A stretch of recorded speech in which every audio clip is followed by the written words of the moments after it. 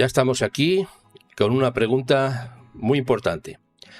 ¿Cuáles son los orígenes del judaísmo de corazón? Estoy comprobando que está todo en orden y veo que lo está. Si hay algún problema, nos comunicáis. En las semanas anteriores hemos hablado de las diferentes corrientes del judaísmo que se conocen en la actualidad e incluso a lo largo de la historia. Entre esas corrientes está el denominado judaísmo de corazón, que desde los tiempos más antiguos se ha ido expandiendo, aunque de forma nada llamativa. Un judaísmo de una pureza ejemplar que pocos encuentran y que lamentablemente muchos rechazan. ¿Qué es el judaísmo de corazón? ¿Quiénes forman el judaísmo de corazón, valga la redundancia? ¿Quiénes son sus líderes? En el recorrido histórico que vamos a emprender, tendremos la posibilidad de reconocer o de rechazar el judaísmo más puro y que más ha influido en el ser humano en todos los tiempos.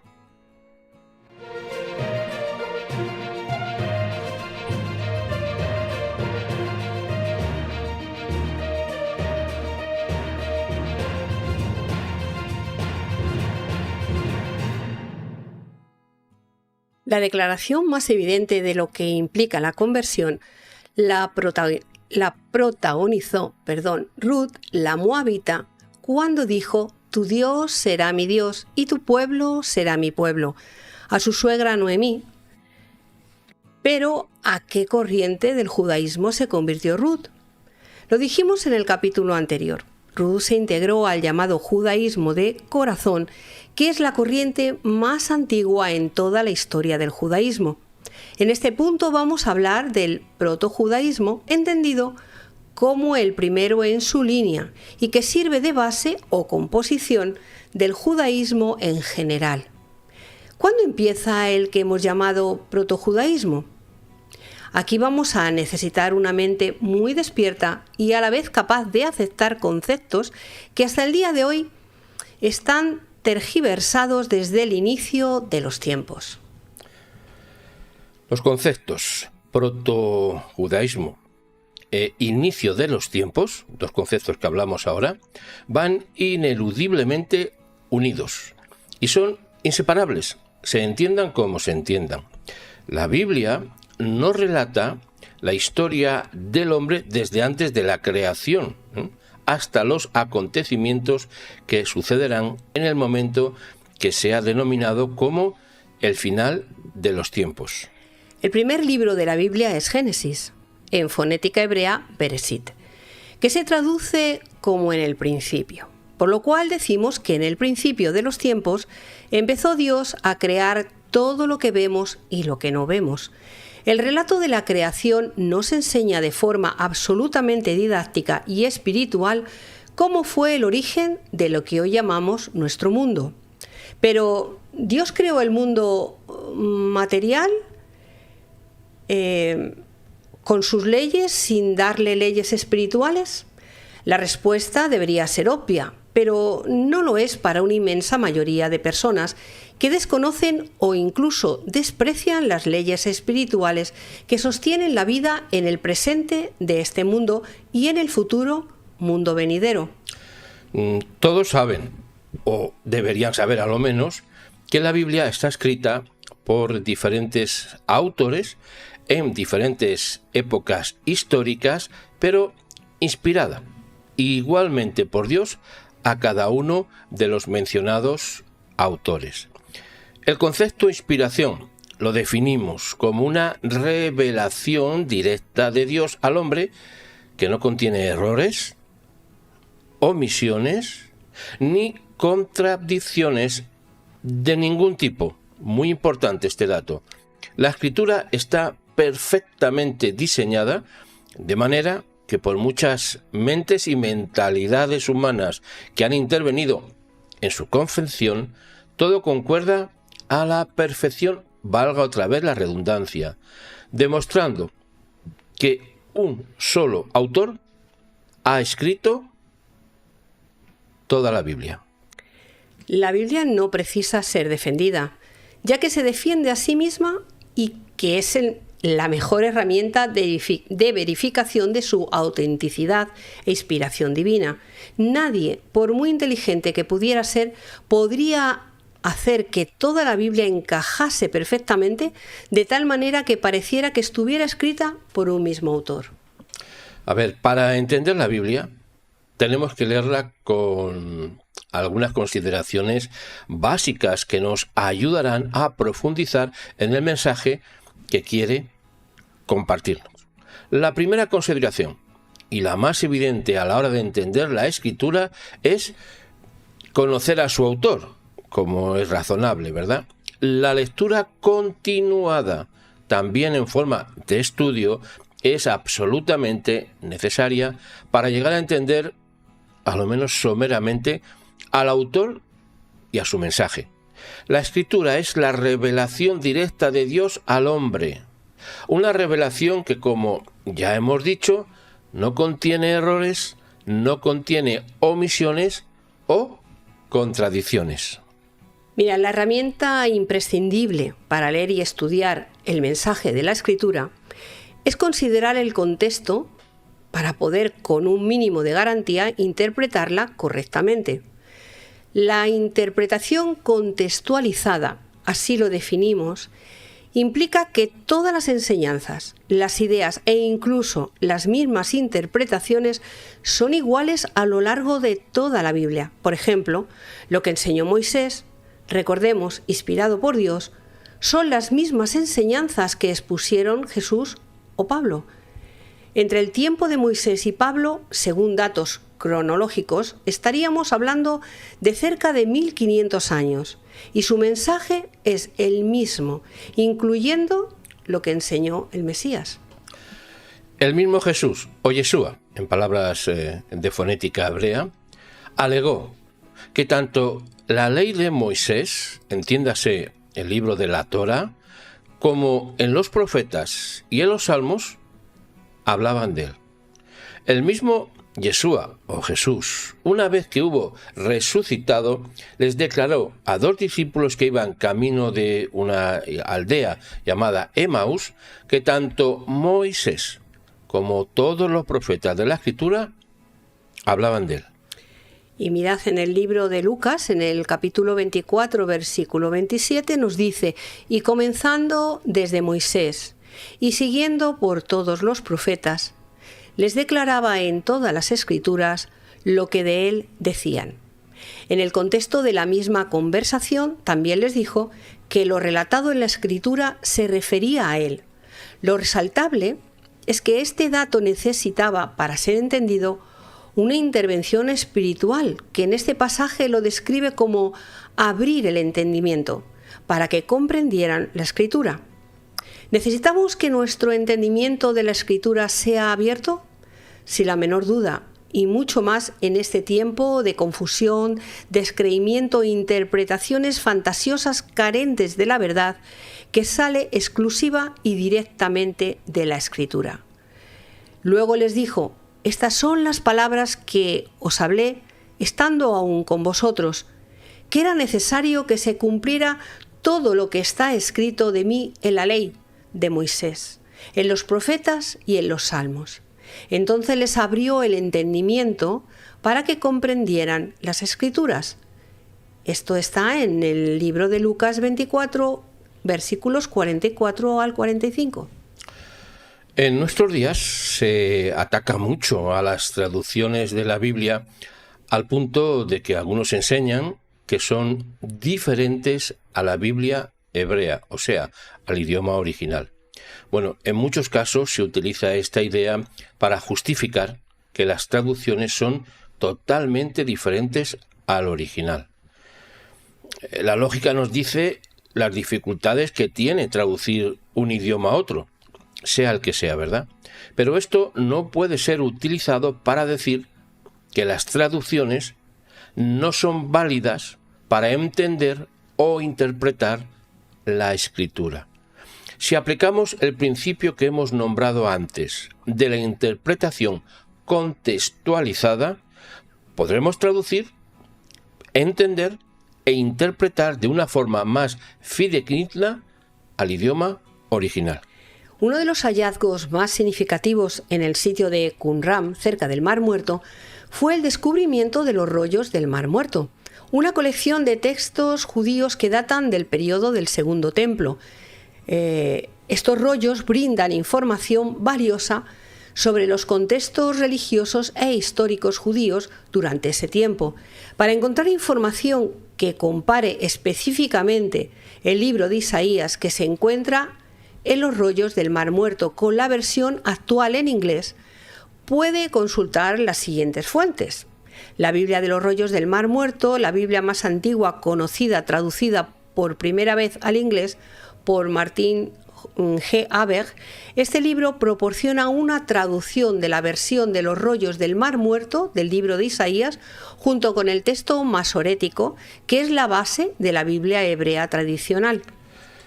La traducción del rollo de Isaías encontrado en el Mar Muerto no ha arrojado diferencias significativas en cuanto a entender e interpretar lo que el texto original nos comunica. En otras palabras, podemos leer, estudiar e interpretar la escritura en nuestro idioma, entendiendo las lógicas limitaciones en la traducción de la escritura del hebreo al inglés, que es el caso que estamos refiriendo. Mirad, esto es importante entenderlo porque a veces se nos escapan estas cosas y es muy, muy importante. La escritura del hebreo al inglés o al español, en este caso que hablamos, no impiden que lo entendamos, que entendamos el mensaje que el cielo ha dejado escrito. ¿Para quién? Para toda la humanidad.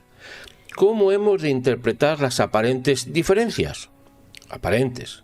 Aplicando el principio interpretativo del que hemos llamado, valga otra vez la redundancia, interpretación contextualizada, por la cual, importante este dato, las enseñanzas de toda la escritura son las mismas y demuestran que hay un mismo autor detrás de cada texto. El mensaje de Moisés, Isaías, Yeshua o Pablo no se contradice en absoluto, y si algo nos genera ciertas dudas, tenemos que ir al texto más directo de entender.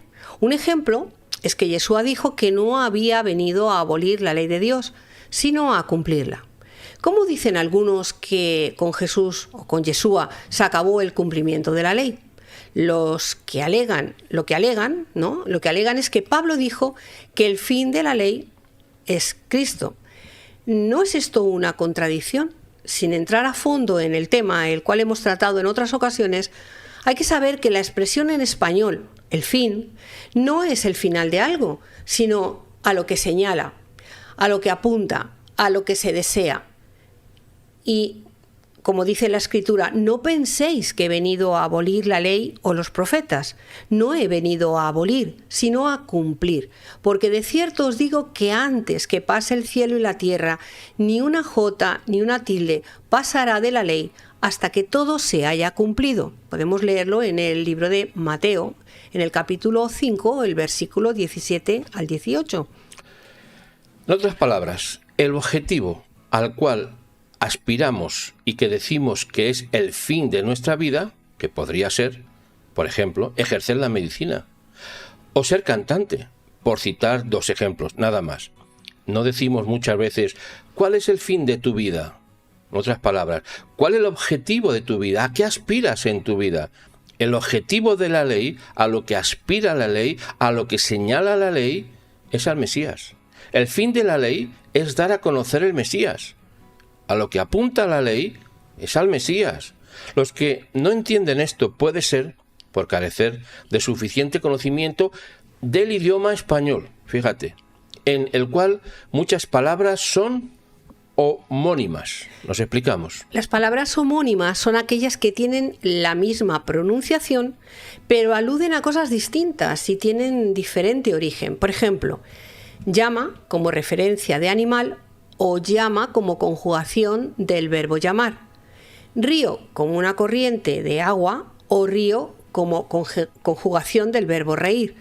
Por esto decimos muchas veces que para entender la Biblia en español, en este caso, hace falta además de fe, un diccionario que se explique el significado de muchas palabras que al ser homónimas pueden confundir mucho y a muchos que carecen de un apropiado conocimiento del idioma. Fijaros que estamos diciendo conocimiento del idioma, ¿eh? No estamos ofendiendo a nadie.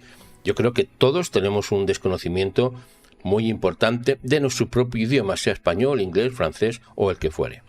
Toda la escritura se interpreta a sí misma. No hace falta que la defendamos. Podríamos defender a un león. La escritura es como un león, en este caso como el león de Judá.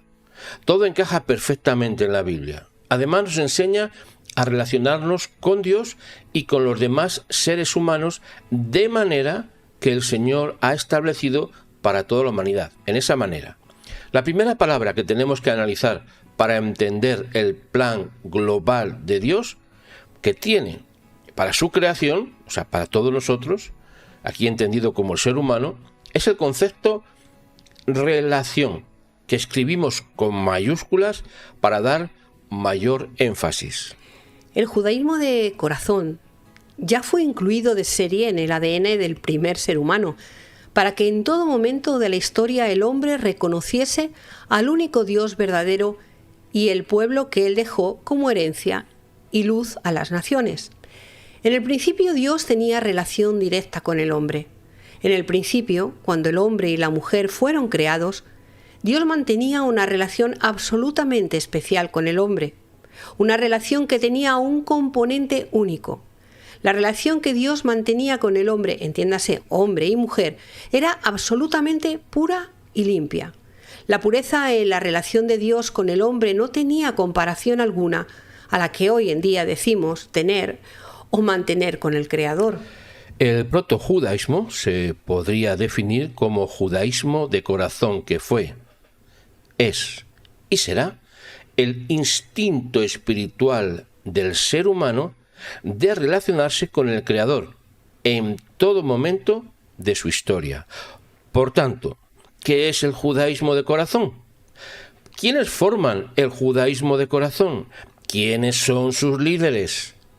El judaísmo de corazón está formado por todos aquellos que, al igual que Ruth, ajenos al pueblo de Israel, Ruth era moabita, pueden decir de sincero corazón las palabras que han marcado con toda claridad el único requisito para formar parte del Israel de Dios. ¿Cuáles fueron esas benditas palabras? Tu Dios será mi Dios y tu pueblo será mi pueblo. Los que de corazón sincero y puro confiesan lo mismo que vocalizó Ruth, tienen acceso al pueblo del Dios de Israel, empezando así un proceso de integración continuo a toda la sabiduría que emana de la Escritura, a la vez entendiendo que necesitamos que nuestro intelecto y entendimiento sean abiertos por el Señor, para que podamos comprender la Escritura sin ser llevados de un lado a otro de diversas y confusas doctrinas e interpretaciones de humana sabiduría. La comunicación, palabra moderna, con Dios, en el llamado paraíso, era absolutamente pura y sin mediación alguna. No había ángeles, sacerdotes, maestros o profetas por medio de los cuales el Creador se relacionaba con su creación. No había. Dios hablaba al hombre y el hombre hablaba a Dios, sin mediador alguno entre ambos. Una vez que la humanidad se rebeló contra la autoridad de Dios, incitados por su propio ego, fijaros, de búsqueda de poder sobrenatural, con la inestimable intervención del mal, del malo o también diablo, para entendernos. La relación se quebró, siendo imposible volver a comunicarse con el Creador de forma limpia y pura, con la cual anteriormente se comunicaban. Con todo, ya Dios había puesto en el ADN espiritual del ser humano el que hemos llamado judaísmo de corazón, para que siempre pudiera volver a tener la relación pura que Dios había diseñado desde su creación. La iniciativa para recomponer la relación entre el Creador y su creación parte de Dios, estableciendo un protocolo de relación en el cual antes no existía. En el Gran Edén o Jardín del Edén no había protocolo para relacionarse con el Creador, pero a partir de la pérdida de confianza, traición en términos más precisos, el cielo establecería un protocolo llamado religión. Un protocolo específicamente diseñado con todas sus implicaciones que daría paso con el tiempo al concepto revelación. En términos, o los términos relación, religión y revelación, que lo vamos a escuchar durante unas cuantas semanas, son la iniciativa del cielo para cambiar la historia por la cual el ser humano, generación tras generación, precisa salvarse de sí mismo y ayudar a otros a encontrar el camino angosto que conduce al establecimiento de la relación pura con el Creador. Un proceso que dura toda la vida y que en esta serie trataremos de explicar, de comprender y de saber cómo se establece en cada uno de nosotros. La reparación del mundo, Tikkun Olam, exige de nosotros una sincera obediencia a los planes y los planos que Dios ha diseñado para la humanidad. En cuanto entra en nosotros el deseo de ser superiores a los demás e incluso ser iguales a Dios, la especial relación que podríamos tener con el Creador se deshace en 1000 pedazos. Un daño disperso en piezas deformes que tenemos que colocar para restaurar la relación con Dios de manera que sirviera para el propósito original por el cual fuimos creados. La creación es un diseño perfecto de Dios que el hombre ha roto y que implica la destrucción de todo el sistema de relaciones cruzadas imposibles de recomponer por el ser humano sin la intervención de nuestro Creador. La intervención de Dios para restaurar la original y privilegiada relación del hombre con el Creador es una iniciativa del cielo para permitir que el ser humano, que tú y que yo, volvamos a ser aquello que Dios tiene diseñado para toda la humanidad. La necesidad que hoy tenemos es de reencontrarnos con aquel que nos puso en un paraíso de bendición llamado Huerto del Edén y que trabaja para que estemos restaurados por completo para desarrollar nuestra labor en el servicio a Dios y al prójimo. La relación rota del hombre con su Creador debe ser restaurada, empezando con cada uno de nosotros aquí y ahora. La reparación del mundo exige de nosotros el que nos desprendamos del egoísmo, vanagloria, arrogancia y una larga lista de actitudes emocionales y espirituales que nos llevan a la destrucción del continuamente mencionado mundo. ¿Estamos dispuestos a cambiar o seguiremos la senda del egoísmo para destruir los planes de Dios? El ser humano no ha sido creado con la mera expectativa de nacer, crecer y morir, sino para vivir por la eternidad en la ya mencionada relación con Dios. El judaísmo de corazón está situado en el contexto de la religión, que hemos llamado pura, pero que además apunta, señala, a llegar a esa revelación que el cielo posteriormente estableció para nuestro crecimiento y madurez espiritual. La revelación de la cual hablamos tiene varios prismas, pero eso lo vamos a dejar para la próxima semana en esta serie de judaísmo de corazón. Por tanto, la pregunta sigue siendo: ¿cuáles son los orígenes del judaísmo de corazón? Aquí un término interesante: el protojudaísmo, antes del judaísmo, el principio, donde se genera el origen, el Bereshit, que Dios estableció ya en el Edén, lo estableció en el Edén y le puso el ADN a toda la humanidad, para que siempre sepamos cómo volver a relacionarnos con Dios. En este punto solo falta el dato ya mencionado, que es preciso poner en su sitio y que se llama, insistimos, la palabra revelación. La semana que viene, si el cielo lo permite, hablaremos en profundidad de esta maravillosa y necesaria revelación con mayúsculas, que no es cualquier cosa. Mientras tanto, bien podríamos decir, y voy a poner ese versículo en la pantalla para que lo tengamos en nuestra mente, bien podríamos decir unas palabras maravillosas que dice el Salmo 51:10. Crea en mí, Dios, un corazón limpio y renueva un espíritu recto dentro de mí. Qué maravillosa palabra, ¿verdad? Pues para continuar en este ambiente, vamos a escuchar uno de esos cánticos emocionales y espirituales que nos manda Josué cada semana, que se llama Despierta la fuerza, ¿dónde? En mi corazón. Así que adelante, Josué, y atentos a este cántico que es muy significativo e importante. Despierta la fuerza en mi corazón. Necesitamos que hoy el Señor despierte esa fuerza en nuestro corazón. Espíritu, ven, mora en mí, llena graneros de visión aquí. El tiempo difícil ya pasó, abunda alegría en mi corazón. Batallas tenemos que combatir, victorias y conquistas que repartir. Envía tus ángeles alrededor, tu fuerza nos acompañe hoy.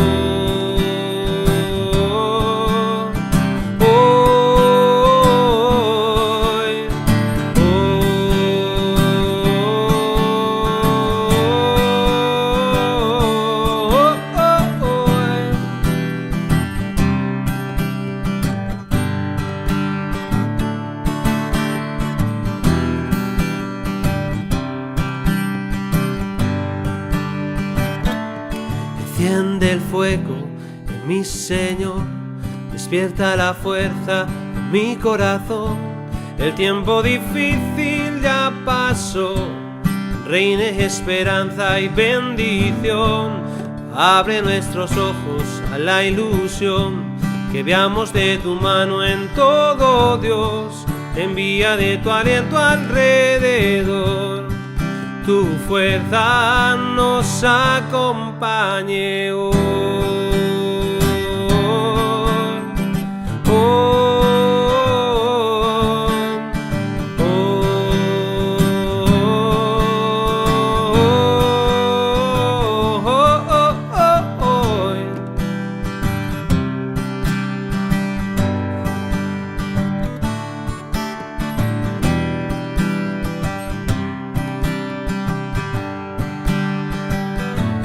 Aviva mi alma, oh Señor, dame de tu fuerza y motivación. El tiempo difícil ya pasó, brotan salmos en mi corazón. Construiremos sin cesar, sabiendo que a nuestro lado tú estás. Envíanos tu paz alrededor, tu fuerza nos acompañe hoy.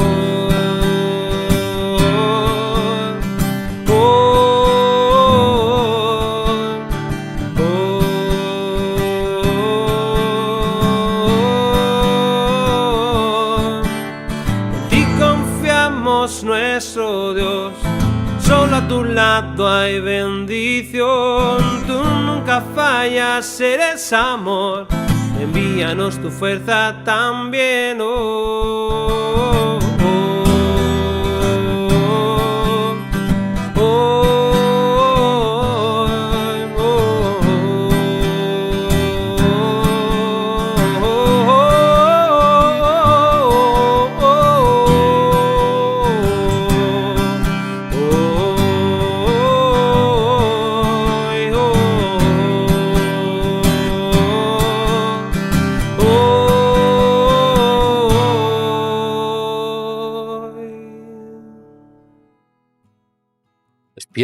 Despierta el fuego en mi corazón. Ese es el mensaje que hemos escuchado de parte de Josué y seguramente que de parte del cielo para todos nosotros. La semana que viene estamos una vez más en directo, como hacemos estos programas, y con el tema que estaremos hablando acerca de lo que es la revelación en el contexto de lo que hemos llamado judaísmo de corazón. María Isabel. Sí, recordemos y tengamos muy en cuenta lo que la Escritura nos revela, nuestro origen. Tenemos un origen, tenemos un principio y tenemos una motivación, un propósito de vida que también está reflejado en las Escrituras. Todo está en las Escrituras. De lo más importante, todas las preguntas que tengamos en nuestra vida están ahí. Y todo, como hemos dicho, apunta a Yeshua el Mesías. Por lo tanto, tenemos una labor tremenda para ocuparnos en nuestra vida y así desarrollarnos, crecer espiritualmente y poder ser útiles para todos aquellos que están a nuestro alrededor. Porque la vida no es solamente nacer, crecer y simplemente acabar nuestros días. Tenemos algo más y como decimos, creemos y queremos pues repetirlo continuamente, es que hay un origen y ese origen está en las Escrituras. Pues amigos, nos despedimos con esto diciendo la palabra que siempre decimos, aunque hay un versículo que me gustaría poner, a ver si lo voy a encontrar. Lo tengo aquí puesto en los versículos y fijaros que es algo que siempre tenemos que decir al final. El fin de todo el discurso que has oído, de todo, es teme a Dios y guarda sus mandamientos, porque esto es el todo del hombre. Shavuot Tov. Shavuot Tov.